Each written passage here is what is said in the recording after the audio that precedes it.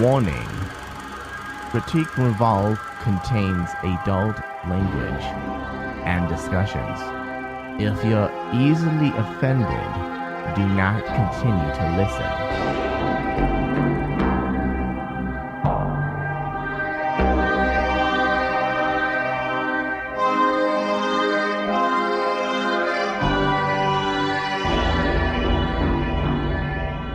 All right, boys and girls, cats and kittens. It's another episode of Critique Revolve here on Rain Man Digital. This is Brian bringing you the pain, I guess, this week. Cause holy shit! So Thomas, welcome back, sir. Hi. I've missed been a you. while. It has. It's been too long. We were actually trying to figure out what the last movie was that we reviewed together as we were waiting the exceptionally long time to watch this one. What was it that we decided? I think it Guardians? was Guardians of the Galaxy. We It was decided- the last thing that we did as And that Players was Slay It. what, August. August 2014. Yeah, it was August. So it's been a while since we've done anything, but it was nice to get back into the saddle again with this nice fluffy piece. It was nice to sit at a movie theater with you again. It was. Actually, and honestly, this was a packed theater tonight. That shouldn't surprise us. Should we tell the people what we went and saw? I don't want to tell the people. I don't what either. we went and I saw. honestly, at this point, dude, I'm living in shame. Oh, yeah. And I feel dirty. Would you say 50 Shades of Shame? I think it's 50 Shades of fucked up. Oh, spoiler. 50 Shades of fucked up shame. Yeah, so Thomas and I sat through the 2-hour and 5-minute movie coming out on Valentine's Day, or Friday the 13th, I guess, whatever. known as 50 Shades of Grey. Now, of course, I guess the release date's February 11th. Wait, that's... Yeah, I mean, if you want to go by what people are going to give a shit about, I guess, because February 13th, the Friday, It was the or Friday, Valentine's right. Day weekend. Right. Okay. So either way, guys, here's what we have for those of you that have been living under a rock for the last 2 years, Or read good books. or just read good books. 50 Shades of Grey, of course, is it's where literature student Anastasia Steele, played by Anastasia Steele. Just Yeah. real quick, that name, dude. yeah, I know, Steele. I know.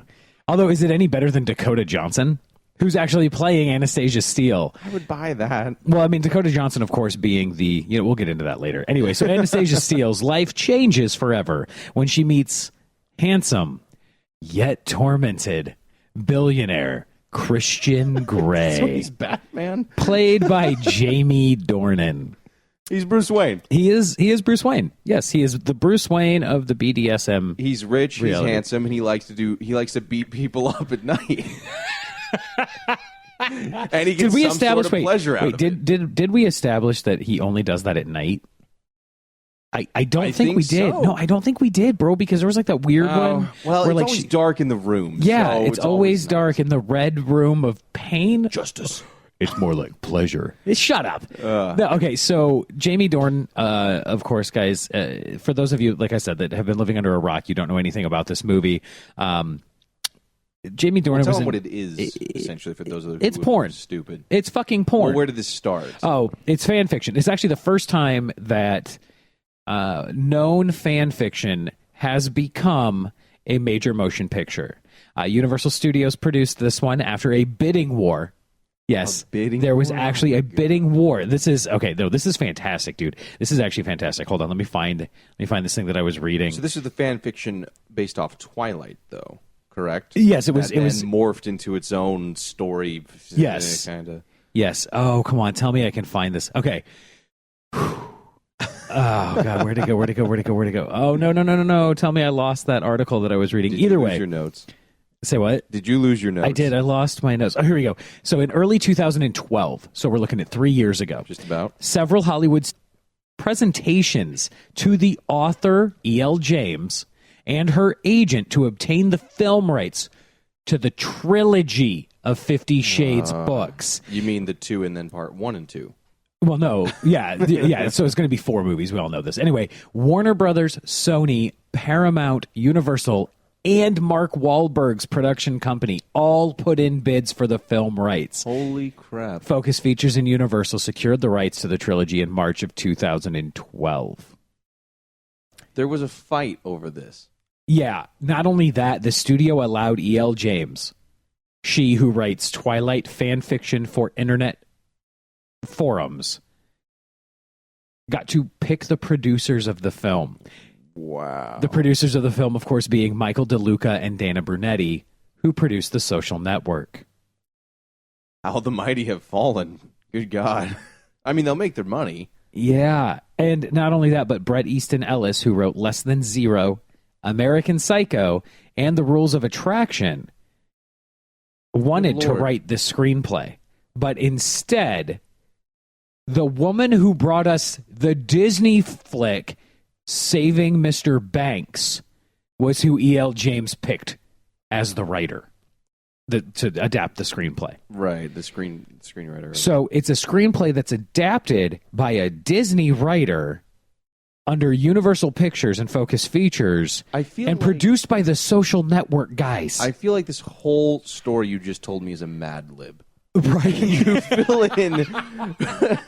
It was like produced by, quote, Disney. Like, no, I know, right? Like, it's insane, isn't it? Like, I mean, is absolutely asinine. As you read through the story, I mean, honestly, the story of how this movie came to be is quite frankly fascinating. You have great study. You have Twilight, which I think everyone will. There's without question. Anyone who's ever read the Twilight novels, which I have, and we have talked about this before, we've established it on previous shows. If you haven't listened to them, I suggest you do that. But anyway, we've established that I am a fan of Twilight. Now, I'm not a Twihard, but I am a fan of Twilight. At the same time, I know it's awful. At the same time, though, I will be the first one to admit that it is not good writing. It is not. No. They're not good movies. It's not good. Okay, it's like one of those guilty pleasure things. It's kind of like fucking a fat chick. Like you do it because it's kind of fun, but at the same time you don't want your friends to know that you do it.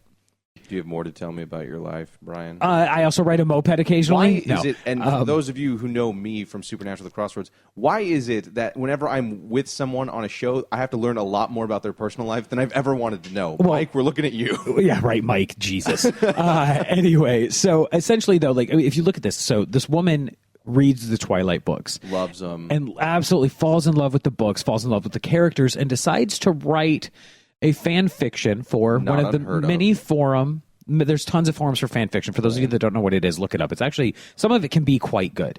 This, however, was not one of those. This was just insanely popular because what happened was she took the idea of Twilight and made the characters older when they meet. Took them out of the high school setting, right? Now, of course, the Kristen Stewart / whatever the fuck her name was in Twilight, dumb bitch. Bland as fuck. Vanilla. Yeah, we'll call her Vanilla. So our main character in this is the same as the main character in Twilight, essentially. Her name is Vanilla. She is the most vanilla person that's ever lived, but she is a mythical creature in that she has managed to navigate all the way through either high school, college, or both as a virgin and attractive and not religious. Holy Grail.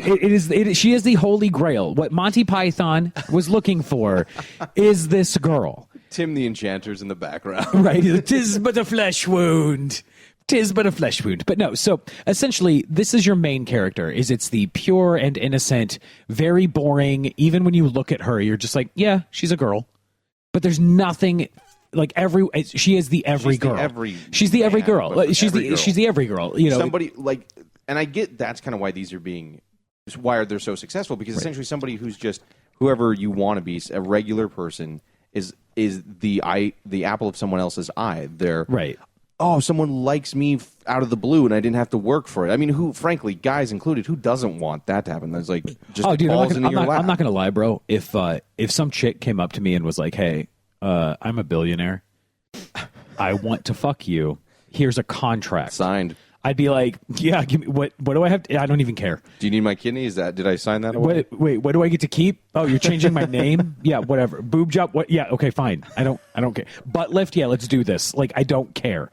You are going to give me a car. You are going to give me a place to stay. It makes you You're a whore going to a little feed bit. me. Whatever, bro. Everyone's I'm a whore. not saying it's a bad thing. Everyone's a whore is for something. Everyone is a whore for something. I would just whore myself out for a lot less than most.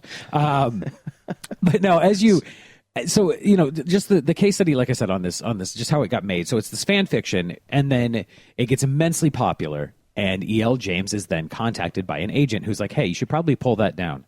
let's go ahead and change the names. Let's change the setting marginally because it went from Olympia to Seattle. Like, I mean, it's not even like they moved it a ton. Let's change the setting a little bit, and yeah, let's do that. And now we're going to package it. We're going to sell it to all of the lonely housewives who are eating bonbons and watching their daytime soap operas, or their stories, as is sometimes told. And in Georgia? Hey, come on, dude. You know, my mom will understand what I'm saying. Mommy, this is for you. Yeah, that just got really creepy. That's really weird. Why is she like, listening to this? My mom listens to my show. My mom loves me, unlike your mother who hates you. And well. Hey, true stories are true. And anyway, so they release them, and they are wildly popular beyond pretty much anyone's expectations. Sells millions and millions and millions of copies. You get a bidding war over the rights to the movies. You've got, handpicked by the writer, which is unheard of. Unheard of that the writer gets to choose who adapts the screenplay, gets to choose who produces it. I mean, who did they put? I don't know if she had a hand in the director, but I'm sure she did. I mean, there's no way she didn't if she got to do everything else. I mean, originally they did approach Angelina Jolie and asked her as the director if she wanted to direct it, and she was like, yeah, no. And so instead, who they get is actually somebody who's pretty talented. I'm not going to lie. She did Misfit. She did Destricted. She did Love You More. She did Nowhere Boy. Nowhere Boy might want to be it might be my favorite Beatles movie ever, even more so than Across the Universe. It's a chronicle of John Lennon's early years. I'm a Stones fan, so that's not even a thing. Like, you can stop. It's kind of a thing. You can stop. But anyway, it's essentially an untold, unauthorized story of John Lennon. Okay. But it was fantastic. I loved it to death. So this is where, she comes from. Now, and then in 50 Shades, of course, there's this huge deal with the casting. You remember that. Right. I mean, everybody lost their shit. Originally, it was Charlie Hunnam. He dropped out because of issues when it came to promoting Sons of Anarchy. And the shit that happened, because they had to cancel 3 of his appearances because of the housewives that wanted to see him because he was going to be Christian Grey. Yeah. So dreamy. And let's talk about Christian Grey for a second. He's a creeper. Well, naturally, he's based on Edward Cullen, who I think if you go to any website or just Google it, you can find out that the Edward Bella. That's her name. That's it. Bella. Edward and Bella relationship is a hallmark relationship for abuse and stalking. Right. And absolutely. is not healthy by any means. Absolutely. And this is the exact same relationship. If this is the birthplace of this story, yes, you're going to have that carry over. Absolutely. And I think that's one of those things that, to be quite honest with you, is very jarring. When you see her, when you're watching the movie, and I will say this about Dakota Johnson, the daughter of Don Johnson and Melanie Griffith, she looks a lot like her dad in her eyes, which is kind of creepy. I've kind of felt like I was watching the Montana Fishburne porn for part of this movie because Montana Fishburne looks a lot like her dad. And, Dakota Johnson looks a lot like her dad, and now they've both done porn. Granted, one of the hardcore variety. One of the Oscar nominee potential. If this thing gets nominated for an Oscar, dude, I swear to God. What's the other one, the Razzies? It'll be nominated for a Razzie. There's no question. But if this actually... I will go on record right now as saying is that if this gets nominated for an Oscar for anything other than soundtrack, because the soundtrack for this movie was fantastic. Come on, dude, it was. The soundtrack was good. You have to admit that. Not the score. I don't have to admit. The score was shit. But the soundtrack itself was actually pretty good. Wait till it comes out on CD and digital. Right. Anyway, so if this gets nominated for an Oscar, I swear to God I stop reviewing movies. I swear to God. It won't, so you're good. I'm just saying. If it does. But at the same time, Twilight never got nominated. Yeah, you're fine. And so I think I'm okay. Anyway, so in watching 50 Shades of Grey, now that we've talked about all of the beginning stuff and everything else, and Charlie Hunnam dropping out, Jamie Dornan taking over, I will say this. I think Jamie Dornan actually can't do an American accent, he's from Belfast, right? Is what we said, Belfast? Yeah, Belfast, Ireland. It doesn't sound like a broken American accent. It sounds unnatural. Well, that's like uncanny valley kind of shit. Here's the thing. My biggest issue was I looked at you, what was it, 5 minutes into the movie? First time he talks. The first time you can tell that as the filming went on, because it looks like they actually filmed this fairly chronologically. Yeah. The first time they filmed, you could tell was probably one of those very first scenes, where the opening scenes with him, the interview scene, I believe. Yeah. And his accent is so thick it comes out at the end of every sentence. Well, again, it didn't sound like it was thick to me that I could place, oh, he's from Ireland. No, but because he was trying to mask it. It came out as like, dude, there's something up with the way you talk. Like, what's wrong? Are you having a stroke? No, dude. Is that what it is? Do you remember? Maybe that's what's up with your eye. Oh yeah, his eyes. Yeah. No, the what was that movie? The Are you retarded? Oh, dude, that could be. Why you talk like that? That could be any kind No, of it's movie. the Judge movie, the Mike Judge movie, where everybody mates and gets stupider. Idiocracy. Idiocracy. Oh, It's like, God. why you talk Yeah. like one of them? He ruined fines? ouch my balls. Anyway, so no, like watching Dornan play this role, I would have much rather seen Charlie Hunnam in the role. I think that Charlie Hunnam would have been a better fit. I honestly felt agree. I felt like there was no chemistry between the two lead actors. I felt like she had it. I will honestly say that I think she was very believable as better Kristen Stewart. She was very believable. I bought that she was into him. Very much so. I didn't see him wanting to change his ways for her. Well, here's the thing. Like I bought very much that girl falling in love for the first time from her. Right. The when they initially sleep together, her performance during the sex scene, because I mean that's what it is. Oh, yeah. Her performance during the sex scene I thought was actually very good.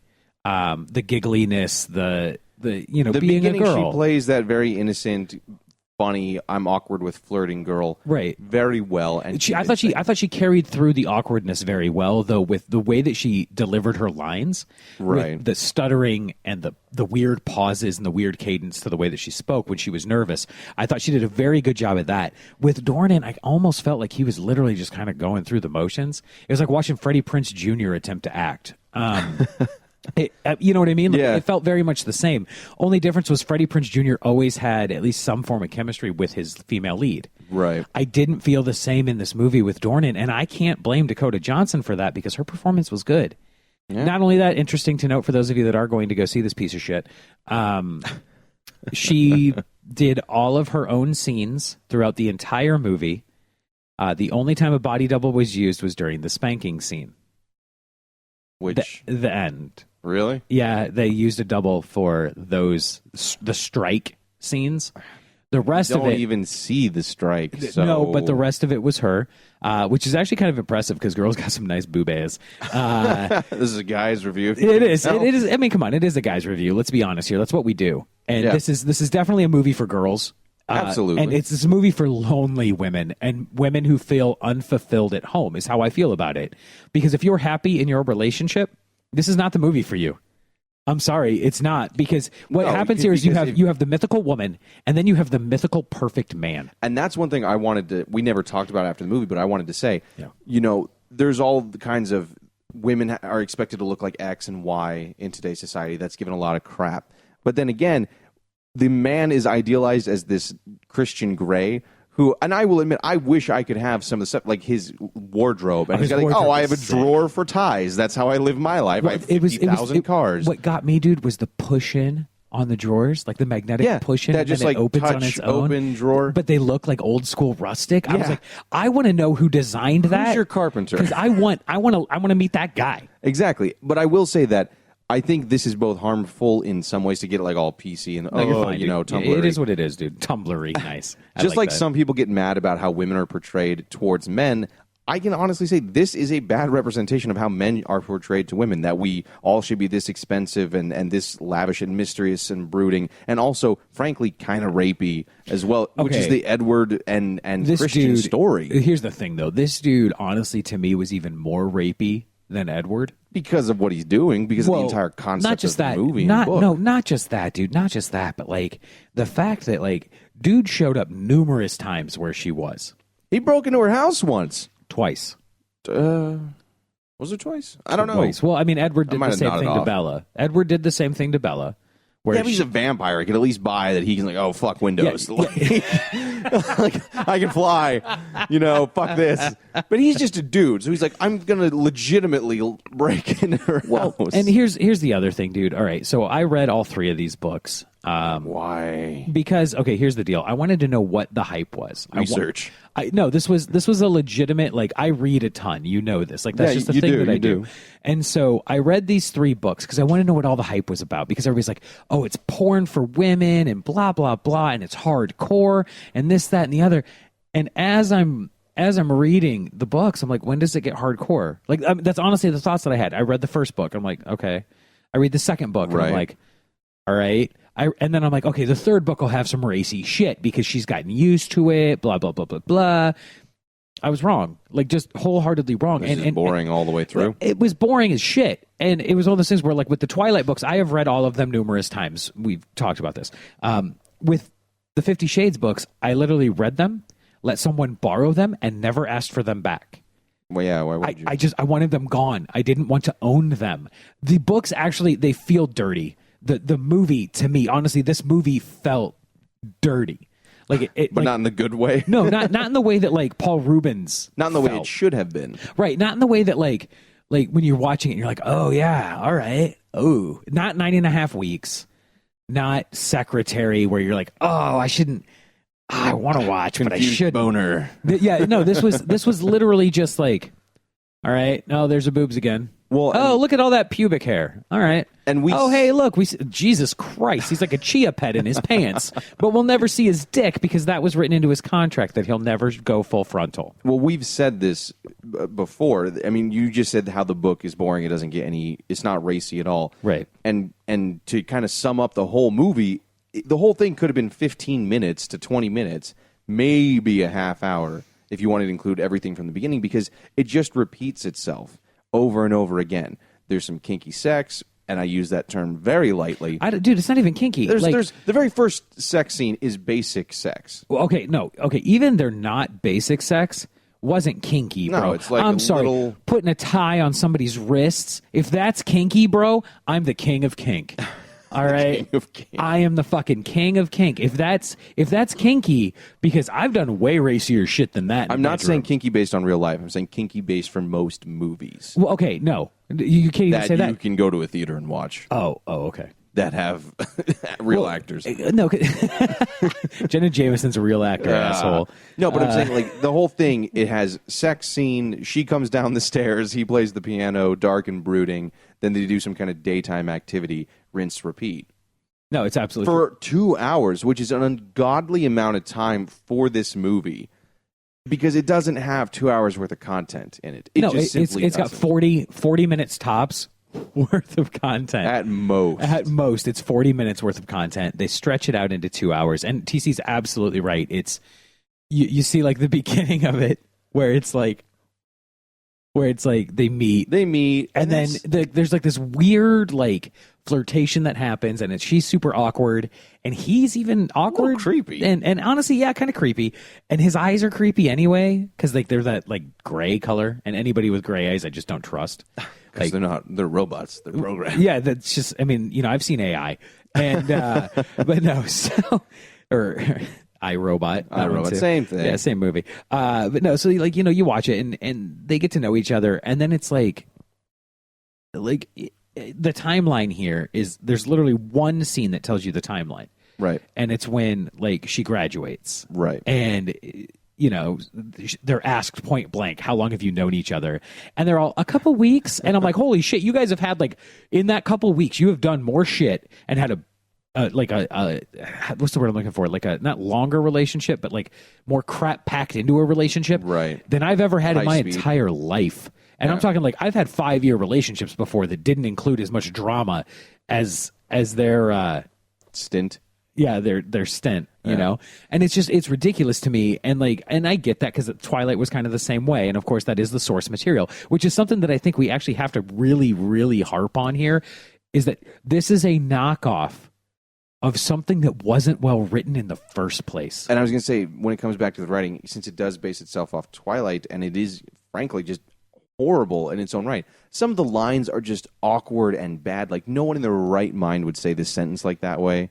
Well, Nobody would say these things. The but syntax. also, the movie just fails on a fundamental level to follow simple act structure. Yes. There's things that we thought as we were in the theaters, like, okay, well, this is going to get her in trouble. This is going to be the conflict for What conflict, Act 2. bro? What conflict? Well, exactly. I'm saying the movie ends right as things finally should start to take a turning point. But that's exactly how There the first is book no ended. Act 3. No. There's barely an Act 2. And even then, it's like Act 2 is literally It's like one and a 8 half. minutes. 8 minutes for Act 2? Yeah. Essentially. Yeah. It feels like real time almost reading this book, which apparently all three together make one coherent story. Yes. And that is atrocious. Yes. No, you're absolutely right. That is atrocious. And the fact that this gets through both, screenwriting guilds and producers, like, yeah, we'll make this movie, and there's a bidding war for this stuff. Yeah. And I mean, I get it from a money standpoint, because this thing will make its money. Honestly, dude, this is going to make more than its money. Because here's the deal: the theater was packed tonight for a screening, and the budget can't be that high. No, the budget's probably very similar to what they had for the first or second Twilight film. I don't know, TC, can you look that up? We're looking at $40 million for the budget. Apparently, no. Apparently, but I guarantee most of that's marketing. Oh yeah, it's going to be marketing because they were giving out the blindfolds, or I'm sorry, the night masks, the sleep masks. They were giving those out there. But no, you're right. The marketing is probably. How many times have you seen? Because think of what happens in the movie that would require money. You know what, dude? They had a lot of flyover There's scenes. a couple flyover The helicopter. scenes. If they bought the helicopter, I could see it costing $40 million. But then or again, buying the jet. Compare that to how many commercials you've seen. I don't watch TV, bro.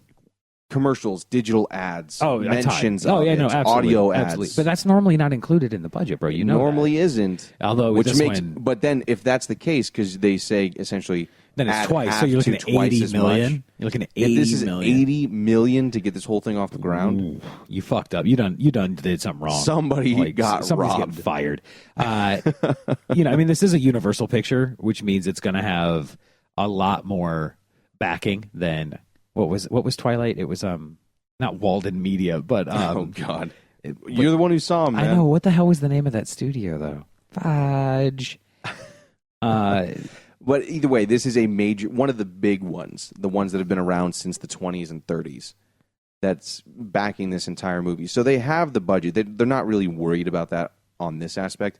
And I think if you're going to take the time and the risk to bid against Paramount, Sony, and other companies. Wait, you know what, dude? Actually, the first Twilight movie cost $37 million to make. Yeah, but even then you have vampire effects, right? Or at least a disco ball when he bedazzles himself.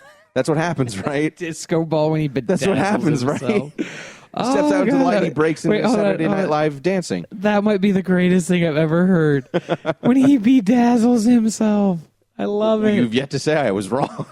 You might be right. But again, that had a lot more stuff Summit happening. Entertainment. That's Summit what I was Entertainment. There looking you for. go. Anyway. That had a lot more happening than Universal.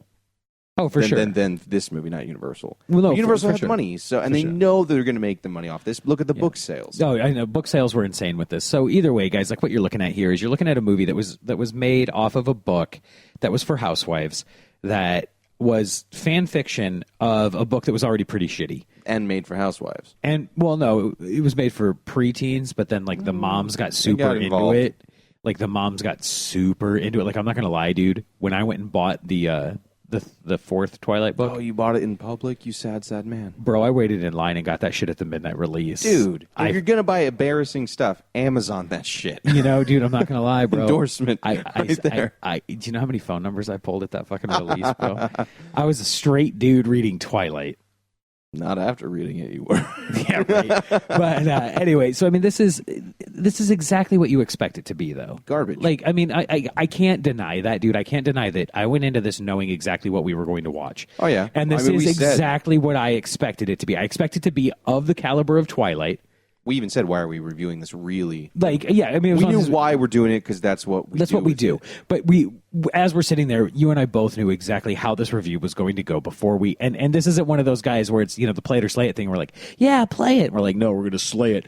Yeah. This would have been a slay it, and then it would have gotten slayed hard. And that's exactly what happened here. I mean, the movie is exactly what it promotes itself to be. What actually irritates me more than anything is that the producers and the people that own the movie Secretary have now re-released a trailer. And in that trailer, it says the original Mr. Gray. Oh. Like they are trying to piggyback on the popularity of this to push Secretary, which is a completely different movie and much better movie, and actually explores a lot more about the human psyche. How messed up it is. Well, yeah, this movie has nothing to do with the human psyche. This movie is literally like, how kinky can we be and still be, not really that racy? Right. Like it's like, oh, some chains and some, not even chains, just fucking not even handcuffs. chains. We didn't get that far. Handcuffs and rope. That's as far as we got. That's their idea of kink in this movie. And also, for those of you that aren't familiar with the BDSM community, please do not take this as how it works, because it's not. It's just not. I want to put that disclaimer out there. For all of my friends that are into BDSM, I understand your pain after seeing this movie, and I'm sorry for the way their pain that mainstream. Yeah, exactly. Like I did there. The way the mainstream media portrays you guys. But either way, this movie was crap. Yeah, it is exactly what we thought it was going to be. It's the Chicago Bears, and wow, it's bad. Yeah, that makes sense. It's bad. Like, and don't be wrong, Dakota Johnson, I thought, did a great job, and I actually really liked it. I liked the soundtrack for it. Whoever did their soundtrack, I thought he did a good job, because they got a lot of covers of really good songs, right, done by bands that I actually like. So it sold it on your end. So it sold it on my end from that perspective. Like, I actually might go download the soundtrack tomorrow. I won't pay for it, but I'll download it. And and Dakota Johnson, I think, is actually a rising star in Hollywood. I think she has potential. The thing that actually bothers me here is how much nudity was in this movie. It didn't kill Kim Basinger's career, okay, but I could see it killing somebody else's. Because after doing a movie like this, dude, you're not going to do any kind of family film where you're like the older daughter. Like, that's not going to happen. You never know, dude. Times are changing. Emma Stone doesn't show her titties. There's a reason. Yet. Oh, I know. I'm waiting. Anyway, TC, what did you think? Like, final thoughts? Final thoughts on this one. I mean, like you said, we knew what we were getting into as we sat down and watched this abysmal piece of horse trash. The writing is the biggest thing that, as always, when we did Play It or Slay It, slaps me in the face that you dare say this is a story when you don't have a middle or an end or character conflict or drama or change at all. Well, you just have a status quo. Well, dude, it's the same thing as if they followed you and I around with a video camera for 24 hours. Right. Cut it into 2 hours and called it a movie. Exactly. We're not Kiefer Sutherland here. We don't kill 5.7 people in a 24-hour period. Right. That's not something that we do. But the writing was easily the worst part. Yeah.